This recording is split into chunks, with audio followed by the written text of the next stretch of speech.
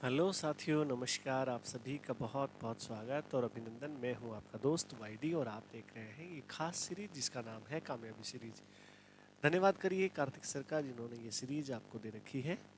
आप सब कैसे हैं? उम्मीद कर रहा हूं बहुत अच्छे होंगे। आप सबका बहुत बहुत स्वागत करता हूं एक बार फिर से और आप सबकी खैरियत चाहता हूं। आप कैसे हैं? ठीक ठाक होंगे। मैं भी यहाँ पर ठीक हूँ। अपने सपनों को उड़ान देने के लिए आप लगातार मेहनत कर रहे हैं, इतना मैं जानता हूँ। तो आप सभी विद्यार्थी इस सीरीज़ को कंटिन्यू देखते रहें। 20 मिनट का, आधे घंटे का वक्त अगर आप निकाल सकें तो इस सीरीज़ से आपको बहुत बड़ा बेनिफिट होने वाला है, इसमें कोई शक संदेह नहीं है। चलिए इस सीरीज़ को आगे बढ़ा रहे हैं हम। एक एक क्लास करके आगे बढ़ा रहे हैं। जैसे जैसे नए नए सवाल आ रहे हैं उन सवालों पर हम बातचीत कर रहे हैं और सवाल भी बहुत अच्छे स्तर के ले रहे हैं हम लोग। तो आप सब अच्छे होंगे। कमेंट बॉक्स में लिख करके बताते रहें मुझे कि आपको सीरीज़ कैसी लग रही है। सीरीज़ प्रारंभ किए हमें बहुत समय हो गया है और लगातार ये सीरीज़ चलती रहेगी जब तक आप, मैं और आप जुड़े रहें। कंटिन्यू ये सीरीज़ चलती रहेगी। तो आप सभी का फिर से स्वागत और क्लास की शुरुआत करते हैं बिना किसी देरी की। यदि क्लास में आप नए हैं तो विद्यार्थियों हमारे इस चैनल को सब्सक्राइब कर लें, क्लास को लाइक करें और ज़्यादा से ज़्यादा विद्यार्थियों तक इस क्लास को शेयर भी कर दें ताकि बहुत सारे विद्यार्थियों तक ये क्लास पहुंच सके और बहुत सारे विद्यार्थी क्लास से लाभान्वित हो सके। आप सब भी इसका लाभ उठाएं। और मज़ेदार बात यह है कि इस क्लास के अलावा आपके लिए जो है वो चार्जेबल कोर्स भी है, उसको भी आप जाकर के बाई कर सकते हैं हमारे इस चैनल का नाम आप जानते ही हैं, प्लस माइनस डेली। क्लियर है? प्लस माइनस एजुकेशन के नाम से जा सकते हैं, प्लस माइनस चैनल के नाम से भी जा सकते हैं। तो चलिए, अथक प्रयास हमारे चल रहे हैं, लगातार प्रयास हम कर रहे हैं। आप सबका सहयोग है इसलिए हम आगे बढ़ रहे हैं। चलिए आज की क्लास की शुरुआत करते हैं बिना किसी देरी की। सवाल पहला आपकी स्क्रीन पर है और स्क्रीन पर सवाल क्या कह रहा है इसको गौर से पढ़िएगा। कौन सा शब्द आ उपसर्ग युक्त नहीं है? सही विकल्प का चयन कीजिए। बड़ा सिंपल सा सवाल है। आ उपसर्ग ढूंढना है जी। तो पहले तो दोस्तों आपको क्या पता कर लेना है कि उपसर्ग कहते किसे हैं। क्या पता करना है भाई? उपसर्ग कहते किसे हैं ये पता करना है। कर लोगे? तो सबसे पहली बात, उपसर्ग किसे कहते हैं? वे शब्दांश जो किसी शब्द के पूर्व जुड़कर, यानी पहले पूर्व जुड़कर या जुड़ते हैं, उन्हें उपसर्ग कहा जाता है। क्या कहा जाता है? उपसर्ग कहा जाता है। ये बात जान लेंगे आप। क्या कहा जाता है भाई? उपसर्ग कहा जाता है। बड़ी सिंपल सी बात है। शब्दांश, इस बात पर गौर करें। वे शब्दांश होते हैं, शब्द नहीं होते, पहली बात। अब देखें कहाँ कहाँ जुड़ा हुआ है। हाँ सर आ जाओ, कोई दिक्कत नहीं है।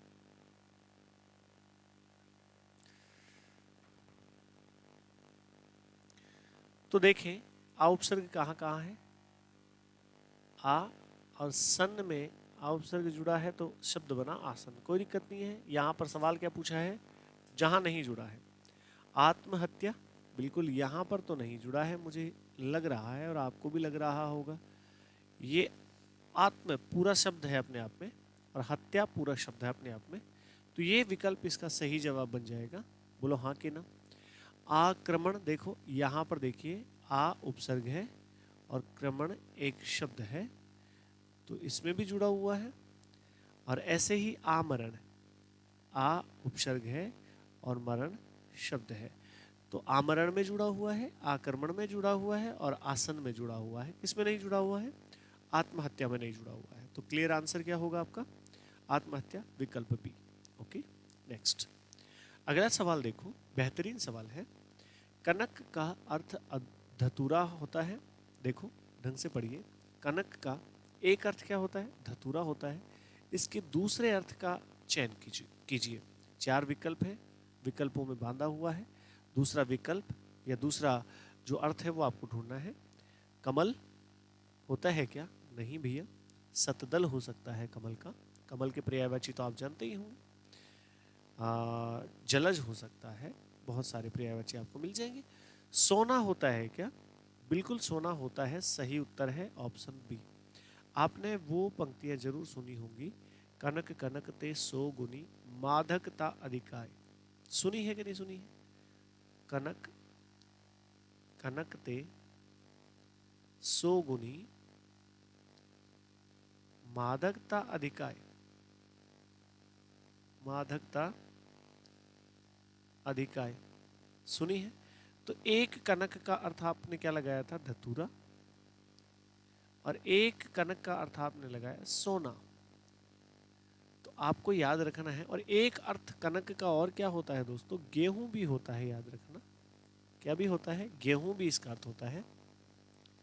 तो आपका उत्तर बनेगा सोना। जड़ नहीं होता है, प्लास नहीं होता है, ठीक है। तो इसका उत्तर क्या बनाया आपने? सोना। क्लियर है? अगला सवाल स्क्रीन पर ये रहा। निम्नलिखित में से उस विकल्प का चयन करें जिसके सभी शब्द तद्भव हैं। तद्भव पूछा है भाई, क्या पूछा है? तद्भव पूछा है। तो कर ले। हाँ, मैं कोशिश करता हूं कि आपको पता चल जाए।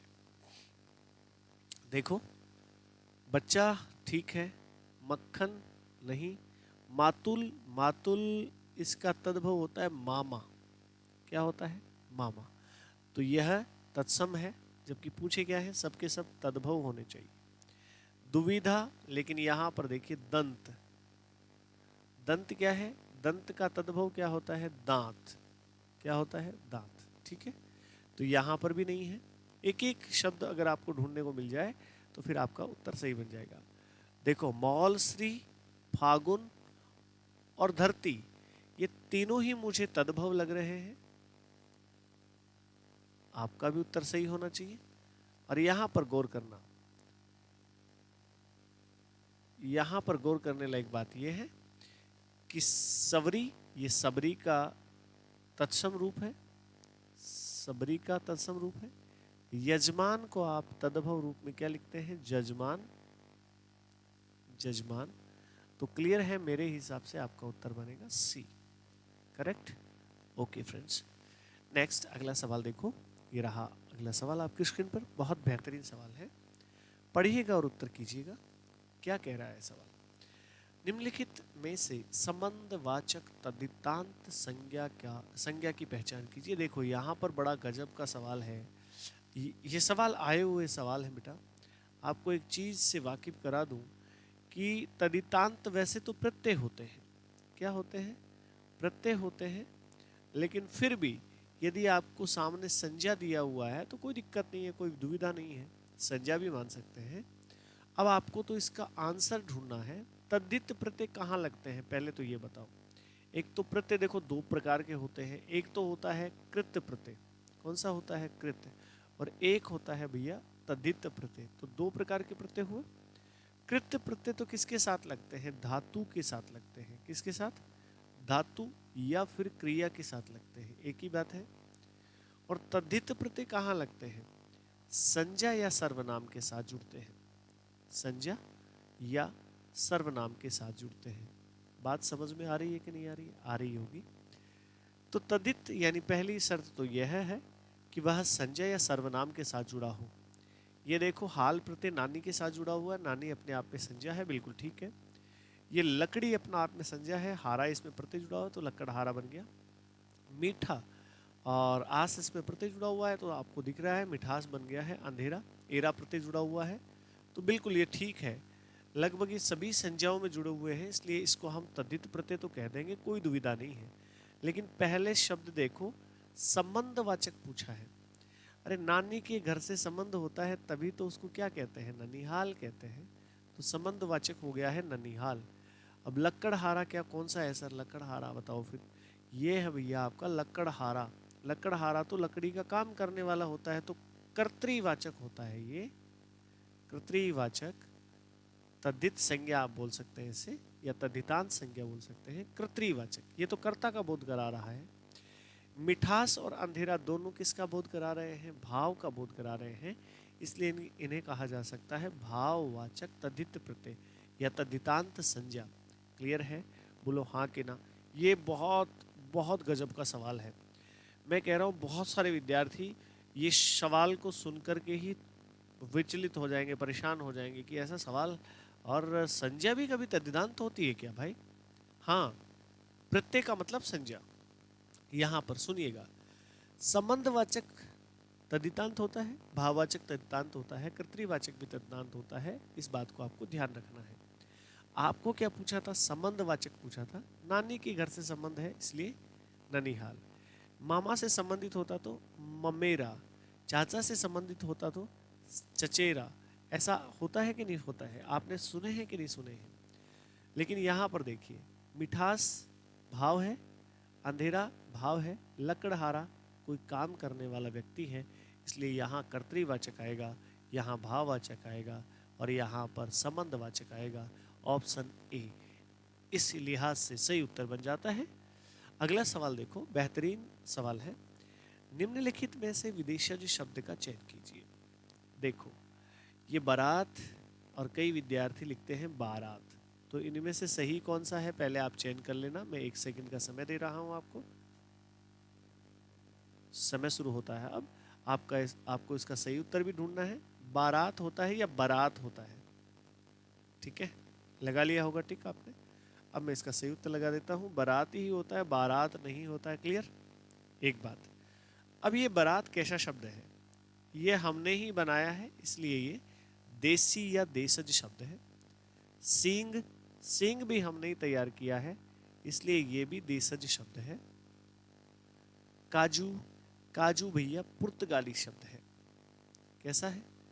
पुर्तगाली शब्द है, इसलिए यह विदेशी शब्द है, इसलिए इसको क्या कहते हैं? विदेशज। जो विदेश में जन्म लिया जिसने, वह विदेशज। क्लियर है? फूलना, ये भी देशज शब्द है। तो इसका सही उत्तर क्या बनाया आपने? ऑप्शन सी, करेक्ट, काजू। अगला सवाल आपकी स्क्रीन पर है। निम्नलिखित संधि विच्छेदों में से गुण संधि, गुण स्वर संधि की पहचान कीजिए। कर लेंगे भैया। भैया स्वर संधि जो है वो आपके 5 भेद होते हैं। उसके स्वर संधि के कितने भेद होते हैं? 5 भेद। पहला आप जाने, दीर्घ स्वर संधि। दूसरा गुण स्वर संधि।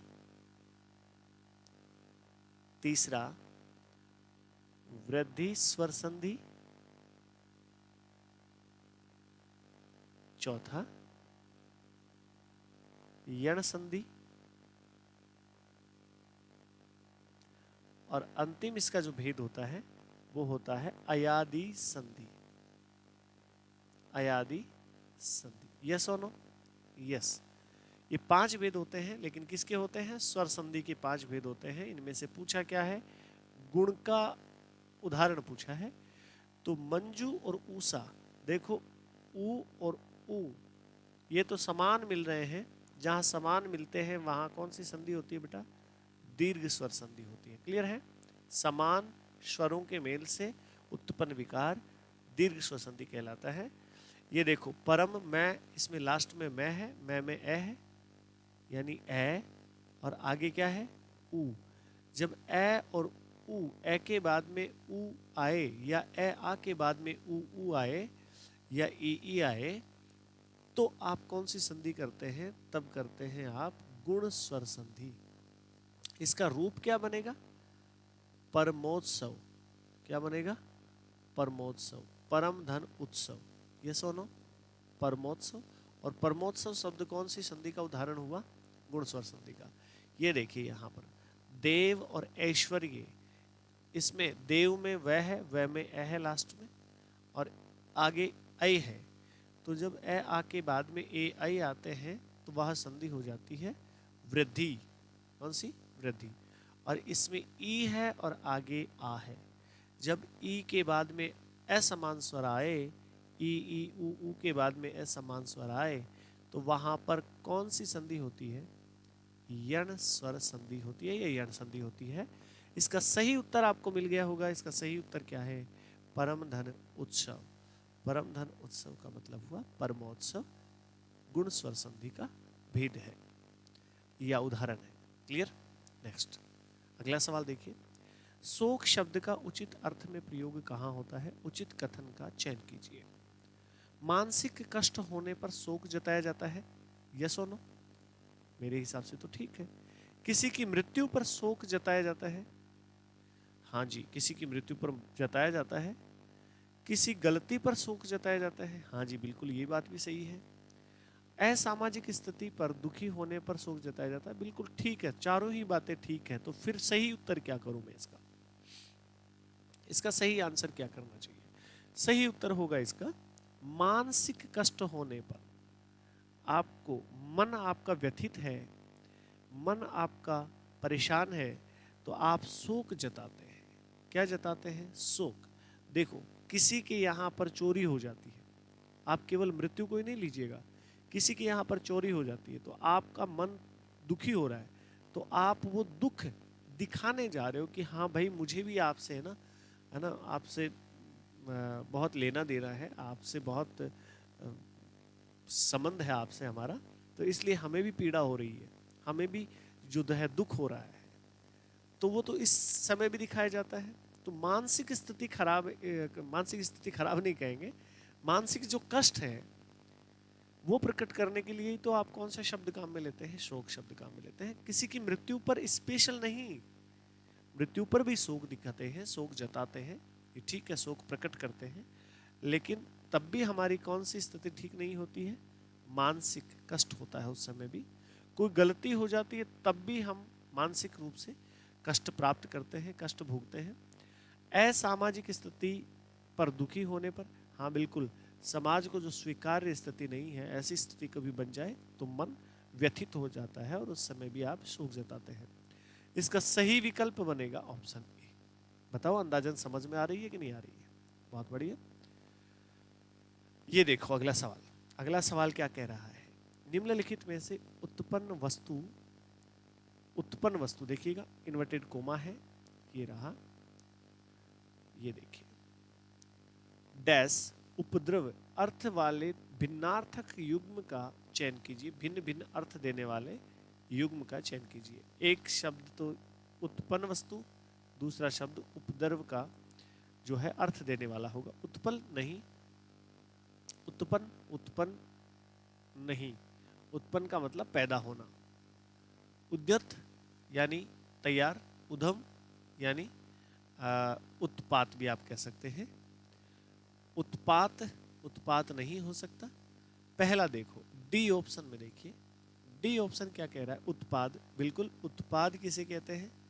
कोई वस्तु उत्पन्न होती है, कोई वस्तु बनती है तो उसे हम उत्पाद कहते हैं, बिल्कुल ठीक है। और उपद्रव किसे कहते हैं? उपद्रव, जो कोई आदमी उत्पात मचा रहा है तो उसे उपद्रव कहते हैं। ऑप्शन डी इसका सही उत्तर बनेगा, option D is correct answer. अगला सवाल ये रहा, कानून का उल्लंघन, धर्म के विरुद्ध आचरण, इन दोनों आचरणों के लिए प्रयोग होने वाले सही उचित शब्दयुग्म की पहचान कीजिए। बड़ा सिंपल सा सवाल है लेकिन थोड़ा समझना पड़ेगा। देखो बीच में डैश दिया हुआ है, क्या लिखा हुआ है? कानून का उल्लंघन, क्या बोलते हैं उसे? अरे जो राद यानी जो कार्य होता है वो अगर आप बुरा करो तो उसका नाम बनता है अप, अप यानी बुरा और राद यानी कार्य, तो उसे क्या कहा जाता है? अपराध कहा जाता है। बिल्कुल ठीक है, जो कानून का विरोध, विपरीत हो, जो कानून के सम्मत नहीं हो, उसे अपराध कहते हैं। ये सुनो, अपराध इसमें शायद एक ही जगह मिलेगा आपको, ऑप्शन सी में अपराध मिल गया है, मुझे आगे वाले का पता नहीं था, लेकिन फिर भी अपराध शब्द मिल जाने से मेरा उत्तर सही बन गया। ठीक है, धर्म के विरुद्ध आचरण, उसे पाप कहते हैं। क्या कहते हैं? पाप कहते हैं। Option C right answer. Okay, हाँ सर।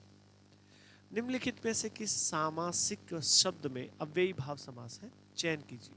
कर लेंगे भाई। कमर तोड़, तो इनके समास विग्रह कर देता हूं पहले मैं। कमर को तोड़ने वाला,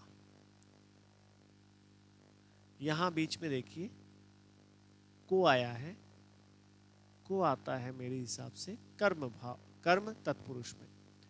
अतिवृष्टि, इसका हो जाएगा जी, अति है जो वृष्टि, वृष्टि। और यहां पर देखिए अति उपसर्ग है, और उपसर्ग का प्रयोग कहां किया जाता है? अव्ययी भाव में किया जाता है, आप जानते हैं। तो इसलिए इसका सही उत्तर तो मिल गया, लेकिन इसका और कर लेते हैं। दुरागत, दूर को आगत, या दूर से आगत, दूर को आगत। इसमें भी कर्मधारय है। मन से घड़ंत, या मन के द्वारा घड़ा हुआ, तो मन घड़ंत यहां पर के द्वारा आएगा, और के द्वारा कौन से में आता है? करण तत्पुरुष में, करण तत्पुरुष में आता है। क्लियर? हाँ जी सर। अगला सवाल आपकी स्क्रीन पर है, लेकिन उससे पहले आपको एक गद्यांश पढ़ना होगा, और पढ़े इस गद्यांश को बहुत सावधानी पूर्वक फिर आंसर करें। भाषा पर कबीर का जबरदस्त अधिकार था। वे वाणी के डिक्टेटर थे।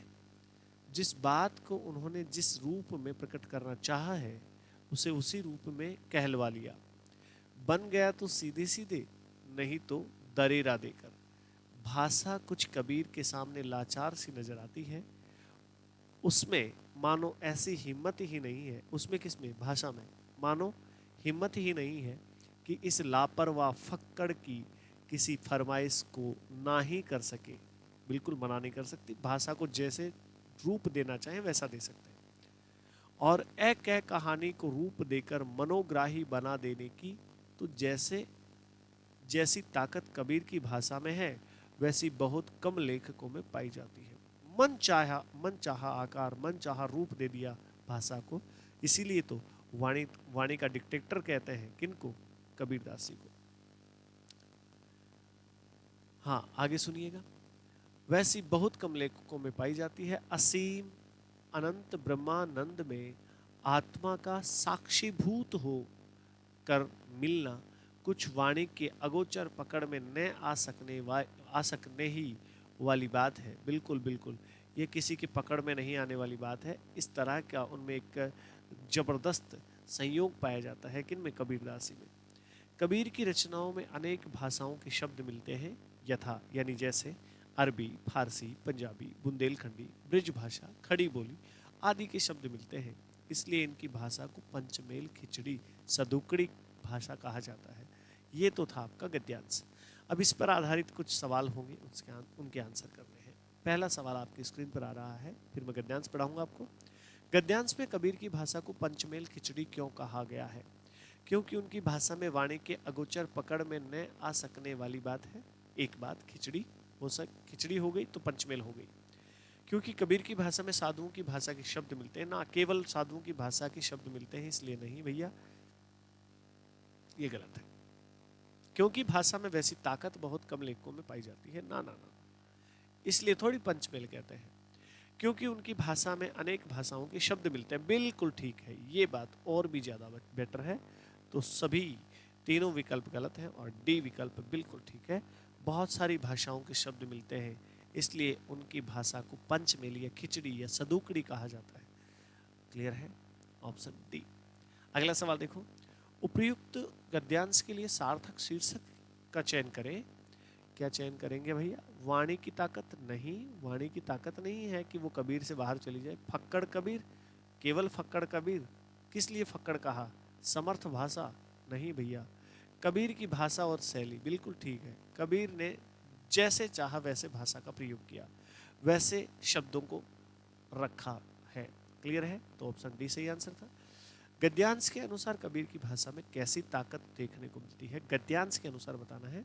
लापरवाह फक्कड़ की वाणी जैसी, एक कहानी को रूप देकर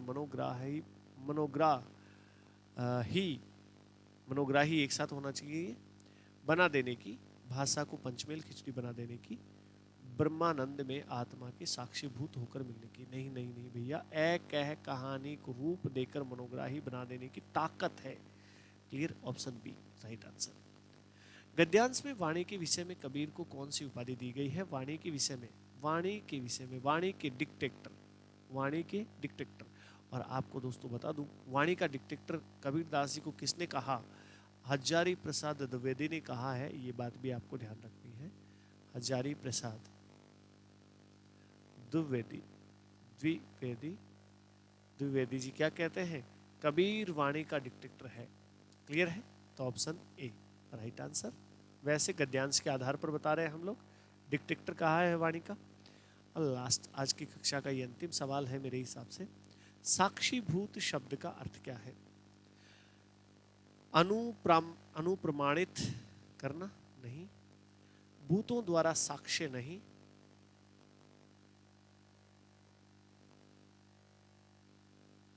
नहीं, अनुकृति नहीं, अनुलिखित ये भी नहीं है,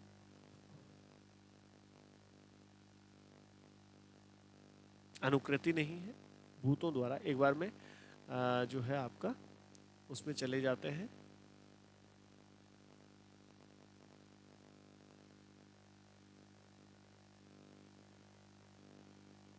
गद्यांश को पढ़ लेते हैं। ये देखिए यहाँ पर देखिएगा, साक्षीभूत यहाँ पर चलिएगा, असीम अनंत ब्रह्मानंदी में आत्मा का साक्षीभूत होकर मिलना। साक्षीभूत का मतलब होता है कि गुथा हुआ, एकदम मिक्स होकर के, इसको आप क्या कह सकते हैं? गुथा हुआ, गुथा हुआ कह सकते हैं, गुथा हुआ या मिलना, मेल होकर के। तो मिलना, कुछ वाणी के अगोचर, आत्मा का साक्षीभूत। अब चलते हैं हम आगे। आत्मा का साक्षीभूत का मतलब हुआ भूतों द्वारा साक्ष्य।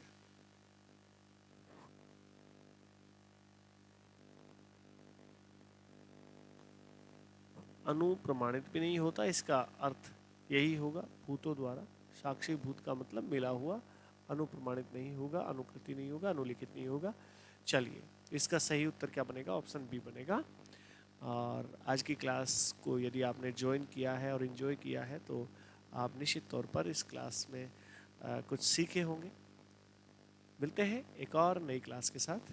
तब तक आप सभी इसी तरह प्रेम, प्यार, स्नेह बनाए रखें। चैनल को लाइक करें, सब्सक्राइब करें। आप सभी का बहुत बहुत शुक्रिया। Thank you so much. जय हिंद, जय भारत।